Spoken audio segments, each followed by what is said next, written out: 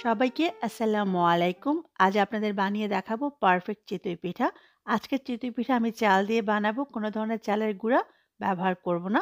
যারা বারবার চিতই পিঠা বানাতে ব্যর্থ হয়েছেন তাদের জন্য আমার আজকের রেসিপি। শুরু থেকে শেষ পর্যন্ত ফলো করলে যে কেউ পারফেক্ট চিতই পিঠা ঘরেই বানিয়ে নিতে পারবেন। কথা না বাড়িয়ে চলুন জেনে নিই পারফেক্ট চিতই পিঠা বানানোর প্রস্তুত প্রণালী। পিঠা বানানোর জন্য আজকে আমি আতপ চাল ব্যবহার করব। যে চালটা সেদ্ধ করা হয় না সেটাই হচ্ছে আতপ চাল। এখানে আমি 1/2 কেজি পরিমাণ আতপ চাল নিয়ে নিয়েছি। বাজারে পিঠা খাওয়ার জন্য যে চালটা বিক্রি করা হয় এটা সেই চাল। আবারও বলছি, আতপ চাল কিন্তু সেদ্ধ করা হয় না, সেদ্ধ ছাড়া পিঠার চাল। এবার পর্যাপ্ত পরিমাণ পানি দিয়ে এই চালটাকে খুব ভালো করে ধুয়ে নিব। ৩-৪ বার পানি চেঞ্জ করে আমি ধুয়ে নিব। চালগুলোকে খুব ভালো করে আমি ধুয়ে নিয়েছি। এবার পর্যাপ্ত পরিমাণ পানিতে ভিজিয়ে রাখবো সারা রাতের জন্য। মিনিমাম ৭ থেকে ৮ ঘন্টা ভিজিয়ে রাখতে হবে। ফিরে এলাম সারা রাত পরে। চালগুলো খুব ভালো করে ভিজেছে। পারফেক্ট পিঠা বানানোর জন্য চালগুলো ভালো করে ভিজিয়ে নিতে হবে। এবার চালগুলোকে বেটে নিব। এই কাজটা আপনি শিলপাটা অথবা ব্লেন্ডারের সাহায্যে করে নিতে পারবেন।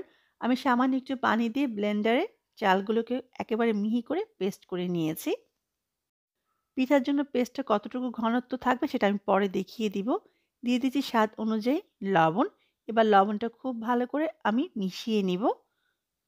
এখানে কিন্তু চালের মিশ্রণটা অনেকখানি ঘন আছে। সামান্য একটু পানি অ্যাড করতে হবে।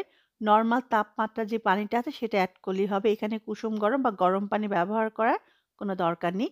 আমি এখানে ২ থেকে ৩ টেবিল চামচ পরিমাণ পানি দিয়ে দিলাম। খুব ভালো করে নেড়ে মিশিয়ে নিব। আমি ঘনত্ব আপনাদের দেখিয়ে দিচ্ছি। বেটারের ঘনত্ব ঠিক এরকম হবে। দেখে নিশ্চয়ই বুঝতে পেরেছেন, খুব বেশি ঘনও হবে না, আবার একেবারে পাতলাও হবে না। দেখুন, এবার খুব ভালো করে আমি নেড়ে মিশিয়ে নিব। আমি বেটারটাকে উপরে ওঠাবার উপর থেকে নিচে ফেলবো। ঠিক এভাবে আমি ৩ থেকে ৪ মিনিট করে নিব। এতে যখন পিঠাটা বানাবো পিঠার মাঝে কিন্তু অসংখ্য ছিদ্র হবে। আজকের পিঠাগুলো আমি লোহার কড়াইয়ে বানাবো। কড়াইটা খুব ভালো করে গরম করে তারপর বেটার দিতে হবে। অবশ্যই খুব ভালো করে গরম করতে হবে, তা না হলে কিন্তু পিঠাটা পারফেক্ট হবে না। যখন খুব ভালো করে গরম হবে তখন এখানে আমি খানিকটা বেটার দিয়ে দিব। এই কড়াইয়ে আমি সবসময় পিঠা বানাই, সেজন্য আমি কোনো ধরনের তেল ব্রাশ করি নাই। আপনি ১ম বার বানালে অবশ্যই তেল ব্রাশ করে মুছে নিবেন। ঢেকে দিব ২ থেকে ২.৫ মিনিটের জন্য। আবারও বলছি, চুলার আঁচটা কিন্তু একবারও বাড়ানো বা কমানো যাবে না।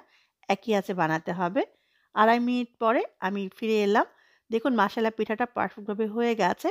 পিঠাটা পারফেক্টভাবে হলে একটু খোঁচামালি উঠে চলে আসবে।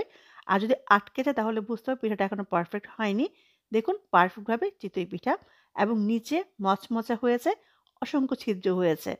দেখুন, আমি আপনাদের একটু দেখাবো পিঠাটার ভিতরে কেমন হয়েছে। ঠিক একইভাবে সবগুলা পিঠা আমি বানিয়ে নিয়েছি। আমি যেভাবে বলেছি এভাবে পিঠাগুলো বানালে প্রতিটা পিঠাই কিন্তু এরকম ফুলকো এবং অসংখ্য ছিদ্রযুক্ত হবে। পারফেক্ট চিতই পিঠা নিচে একটু মচমচে হবে আর ভিতরে অসংখ্য ছিদ্রযুক্ত হবে। দেখুন আমি একটু ভিতরটা দেখিয়ে দিচ্ছি। দেখে নিশ্চয়ই বুঝতে পেরেছেন মাশাআল্লাহ কতটা পারফেক্ট হয়েছে। অবশ্যই বাসায় বানাবেন আর আমার কমেন্ট বক্সে জানাবেন কেমন হলো।